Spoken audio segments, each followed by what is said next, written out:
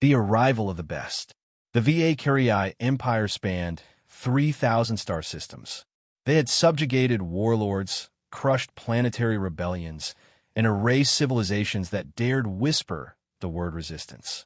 So when their sensors detected Earth's refusal to bow, the Senate sent not just soldiers, but legends, the Sun's Hard Legion. They were not merely soldiers. They were crafted, designed from birth in orbital gene forges, enhanced with cybernetic reflex augmentation, and schooled in the arts of extermination. Led by General Thalzek the Unyielding, their very presence was designed to inspire fear and ensure obedience. When their fleet broke through the outer solar defenses and entered Earth orbit, there was no resistance. No planetary shields. No defense grid. Just open, naked continents, glowing with primitive urban clusters. The HFY officers chuckled at the simplicity of the task. Primitive species. Emotionally reactive. Lacking integrated planetary unity, Thalzek said, addressing his command team as the first transports prepped for descent. They will submit once they see their world burn. The Sun's Hard Legion landed in synchronized strikes, one division per major city. New York, Tokyo, Berlin, Johannesburg. The glowing towers of alien drop cruisers pierced the skies like spears from heaven. Civilians gathered, stunned, some screaming, others smiling, a strange thing to see during planetary conquest. In Tokyo, a small girl held up a sign with hand-drawn English text. "Welcome. We hope you like surprises." In New York, humans walked calmly past the landing zones, offering no resistance. Some even waved. Thalzek narrowed his gaze at the stream of reports. No weapons raised. No military formations. They're surrendering through passivity. His second-in-command, Marshal Rivar, nodded. "Shall we begin the demonstration strike?" "Proceed." Orbital Command relayed the order. Destroy a military base in Alaska. A show of strength to break their morale. But when the command reached the cruiser's fire control systems, nothing happened. Targeting systems non-responsive, the operator reported. "We've lost command input. AI says we don't have access." Thalzek's eyes darkened. "Override. I've tried. There's a firewall. Not ours." Static burst across every HFY comlink, and then a voice, cold, human, and calm, spoke across all channels. "You've landed. You're trapped. Our turn." The image on every visor shifted. A simple graphic, a smiling human face. Male, clean-shaven, calm. Then came a message in bold white font. "Welcome to Earth. We've been waiting." Before Thalzek could react, half the drop ships began flickering with internal system errors. Armor doors sealed from the outside. Exosuit vitals spiked, heat rising. Weapons shut down. HUD scrambled. The humans had not built their defenses outward. They built them within. To the HFY, it had been just another conquest. To the humans, it was the beginning of payback. They didn't panic. They smiled. Because everything was going exactly to plan. The traps we set. The Sun's Hard Legion was built for planetary domination. In most campaigns, their arrival alone was enough. But Earth was something different. General Thalzek's command cruiser hovered over the Atlantic, drifting powerless. Its HFY tech, once considered inviolable, was being manipulated. Not by brute force, but by precision. Below, in the cities they thought they had conquered, the Legion's troops were vanishing. Not dying in battle. Vanishing. In New York, a squad entered a subway station to secure a comm relay. They never returned.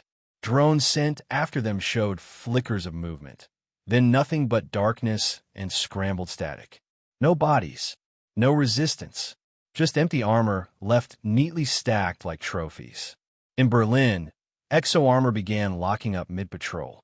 Environmental controls reversed, boiling the warriors alive inside their suits. Human forces didn't fire a single shot. They didn't need to. The battlefield had been engineered. Humanity hadn't built a defense system in the traditional sense. They built traps, digital, physical, and psychological. For years, Earth's top minds had studied every fragment of alien tech that had crash-landed or been captured. While the Empire believed Earth was still pre-FTL, humanity had leapfrogged, advancing in silence. They learned the VA carry command signals. They mimicked their operating systems. Then they built Project Phantom, a covert global defense mesh that could hijack enemy systems, rewire AI routines, and even feed false data to implants. The moment the Legion landed, they walked straight into it. Now, in Johannesburg, a squad of Ikarii elites chased what appeared to be a human child carrying a glowing beacon. They followed her into a steel structure that closed behind them with magnetic seals. Moments later, high-frequency pulses disabled their armor's power cores. They collapsed. Moments after that, nanite swarms, released from ceiling vents, deconstructed their weapons mid-air. Inside a dark control room under the Arctic ice, Colonel Sarah Ward watched it unfold. A wry smile tugged at her lips. "They thought war was about firepower," she said, sipping her coffee. "We made it about control." The AI Cassandra, her eyes glowing on the holoscreen, replied with quiet satisfaction. "General Thalzek is currently attempting to override local systems." "Shall I block him again?" "Absolutely," Ward said, and opened a direct link to his flagship. "Let's talk." Moments later, on the crippled Valkyrie command bridge, Thalzek's screen flickered. A human face stared back, calm, focused. "General," Ward said, "your people call us primitive. But here you are, blind, deaf, powerless. We studied you. We learned. And then we waited for you to come." Thalzek bared his fangs. "You dare speak to a superior species." Ward leaned in. "We don't think in terms of superior and inferior. Just prepared and unprepared. The Empire sent its best to subjugate Earth. But Earth didn't fight back like others. Earth planned. And now, the trap was snapping shut. When the best begged for mercy, General Thalzek stared at the flickering status map on his command console. Red dots, his soldiers, were blinking out one after another. Not in combat, not in glorious duels, but like lights being silently snuffed in the dark. Out of the original 24 Suns hard companies, only 5 remained with operational suits. And even those were isolated, scattered, their comms jammed, their vision obscured by smoke, interference, or holograms. Thalzek slammed his armored fist against the console. "They are not fighting. They're not fighting. They're toying with us." On Earth, in the shattered remains of Berlin's Central Plaza, a squad of Ikarii huddled behind a collapsed monument. They were the Empire's finest, warriors bred to fear nothing. But now they were panicking. One of them, Captain Vorokin, tried to recalibrate his targeting lens. It refused. Instead, a soft child's voice came through the audio feed. "You're looking in the wrong direction." A moment later, a drone the size of a pigeon darted from the rubble and exploded, blasting an electromagnetic pulse that disabled half the squad's armor. As the survivors writhed on the ground, struggling to move, human figures emerged from the shadows. Light exosuits, modified civilian gear. Their weapons were compact, silent, and effective. One human leaned down toward Vorokin, removing his visor. His face was young, too young, barely 20. "You're not the first to underestimate us," he said, tone calm. "But you might be the last." "Why?" Vorokin gasped. "Why not just kill us?" The young man shrugged. "We're giving the galaxy a lesson, starting with your best." In Johannesburg, a different scene played out. The remaining Valkyrie squad tried to surrender, dropping their weapons and holding up their clawed hands. But there were no humans in sight. Only an eerie voice echoed from hidden speakers. "You thought fear would win this war. But we're not like the others you conquered. We watched. We remembered. And when you came, we were ready." The squad's commander, an old warlord named Drenthal, fell to his knees, shaking. "Please," he whispered, "let us leave." The voice paused, then responded, "Leave? You came to enslave us. Now you'll stay and serve our message." Behind them, a swarm of drones lit up in formation, beaming a projection skyward, a live feed of defeated Valkyrie kneeling across multiple cities. The galaxy would see. The Empire would know. Back aboard the shattered command cruiser, Thalzek stood alone on the bridge. His guards were gone, his fleet crippled. Then the final transmission came through. Earth broadcasting to the galaxy on open VA Curie channels. You sent your best. We smiled. Then we crushed them. Earth stands unbroken. Send more if you dare. And for the first time in its long and brutal history, the Empire tasted not defeat, but humiliation. The smile that broke an empire. Weeks had passed since the fall of the Sun's Hard Legion. In the heart of the Vacarii Empire, inside the obsidian chambers of the Imperial Senate, a storm raged, not with weapons, but with panic. Holograms flickered above the Senate floor, showing images of downed legionnaires, corrupted systems, and Earth's final transmission, replayed again and again. You sent your best. We smiled. Then we crushed them.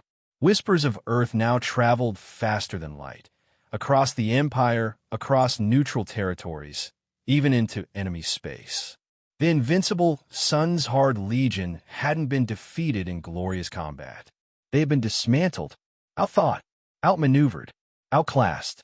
Admiral Korjan, head of Vacarii High Fleet, spoke through gritted teeth. This isn't just about a loss. This is a collapse of perception. If we can be beaten by a single death world, what does that make us? Senators hissed and argued, demanding retaliation. Full invasion, orbital bombardment, genocide. But then the report arrived, classified, stolen from the remnants of Thalzek's fleet. Earth had captured everything. Access codes to VA Curie AI, schematics for battlecruisers, navigation data for the Empire's core planets. The humans hadn't just won a battle. They'd harvested the heart of the Empire's military machine. And now they had leverage. A week later, a single ship entered VA Curie space. It was small, unarmed, and made of Terran alloys. No shields, no weapons, just a sleek vessel, gliding directly toward the capital world, escorted by hundreds of nervous Empire warships. It transmitted a single message. We come with no weapons. Just a reminder. On the Senate steps, the ship opened. A human stepped out, an old man in a tailored black suit. No armor, no army. He held no weapon, only a simple metal tablet.